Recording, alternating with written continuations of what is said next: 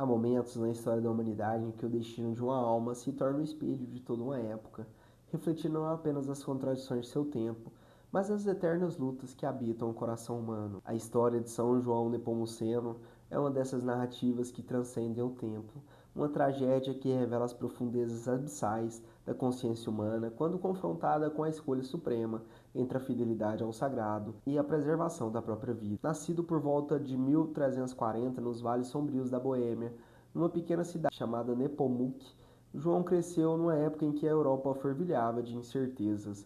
O século XIV era um tempo de pestilências, guerras e cismas religiosos. Quando a própria fé parecia vacilar diante das convulsões do mundo, era como se Deus houvesse se retirado para observar em silêncio até onde chegaria a capacidade humana de destruir a si mesmo.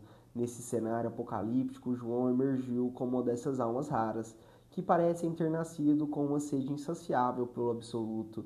Desde jovem, algo distinguido dos demais, não era apenas sua inteligência brilhante que o levaria a dominar o direito canônico nas universidades de Praga e Pádua, nem sua eloquência que transformaria seus sermões em eventos capazes de converter os corações mais endurecidos. Era algo mais profundo, mais perturbador, uma consciência aguda da responsabilidade que cada alma carrega diante do Eterno. João via nos rostos das pessoas não apenas suas máscaras sociais, mas suas feridas secretas, seus pecados ocultos, suas desesperanças silenciosas. Quando retornou a Praga como cônego da Catedral de São Vito e vigário-geral da arquidiocese, João já havia compreendido que sua missão não seria apenas administrar sacramentos ou proferir homilias. Ele seria um guardião de segredos, um depositário das confissões mais íntimas da alma humana. E foi precisamente essa vocação que o conduziria ao abismo de sua própria paixão. A corte de Venceslau IV era um microcosmo da decadência moral que assolava a Europa. O rei, homem de temperamento violento e suspeitas doentias, governava com a paranoia de quem vê inimigos em cada sombra. Sua esposa, a rainha, buscava na religião o consolo que não encontrava no matrimônio, e foi assim que João se tornou seu confessor.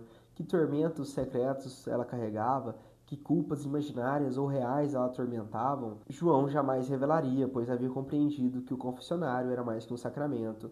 Era o último refúgio da dignidade humana, no mundo que parecia ter perdido toda noção do sagrado. Mas Venceslau IV, consumido pelos demônios do ciúme e da desconfiança, não podia compreender que existissem limites que nem mesmo o poder real poderia ultrapassar. Para ele, tudo deveria se curvar diante da sua vontade. Os súditos, a igreja, os sacramentos, até mesmo Deus. Quando começou a suspeitar da fidelidade da esposa, sua mente doentia encontrou no confessor da rainha o instrumento perfeito para satisfazer sua sede de conhecer o que deveria permanecer oculto. A cena do confronto entre o rei e o sacerdote é uma dessas que revelam toda a grandeza e toda a miséria da condição humana. De um lado, Venceslau IV, representando o poder temporal em sua forma mais brutal e degenerada, exigindo que João violasse o segredo sacramental. Do outro, o padre representando a consciência humana em sua forma mais pura, recusando-se a trair não apenas um sacramento, mas a própria essência de sua humanidade. Conte-me o que ela confessa, bradava o rei, e em sua voz havia toda a fúria de quem descobriu que existem coisas no mundo que seu poder não pode alcançar. Mas João, com aquela serenidade terrível dos que já fizeram sua escolha definitiva, respondia com o silêncio.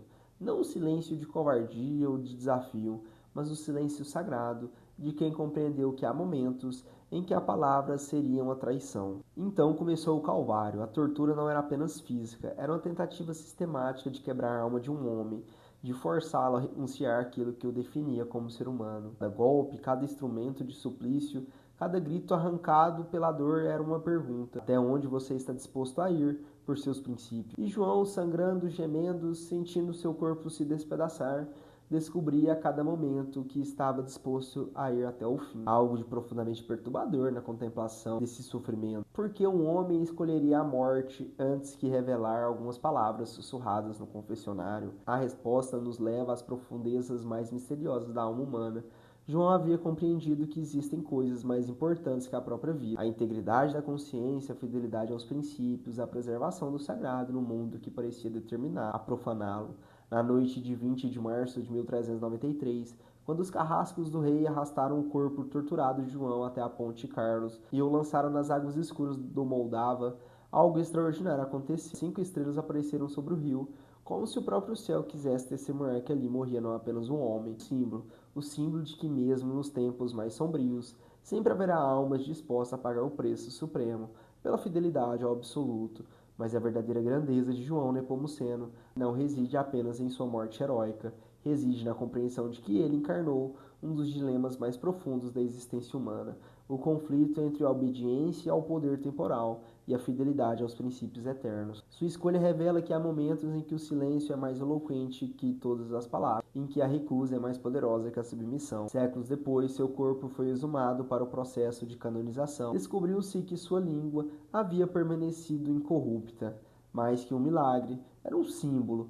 A língua que se recusou a falar o que não deveria ser dito permaneceu preservada como testemunho eterno de que existem segredos que devem ser guardados até a morte, verdades que só podem ser protegidas pelo silêncio. João Nepomuceno nos ensina que a verdadeira liberdade não consiste em fazer o que queremos, mas em ter coragem de fazer o que devemos, mesmo quando isso nos custa tudo.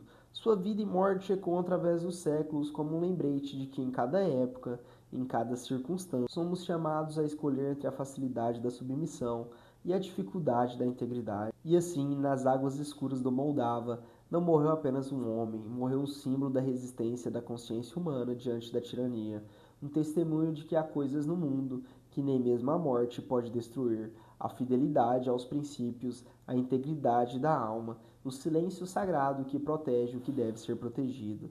Que São João Nepomuceno rogue por nós, em nome do Pai, do Filho e do Espírito Santo. Amém.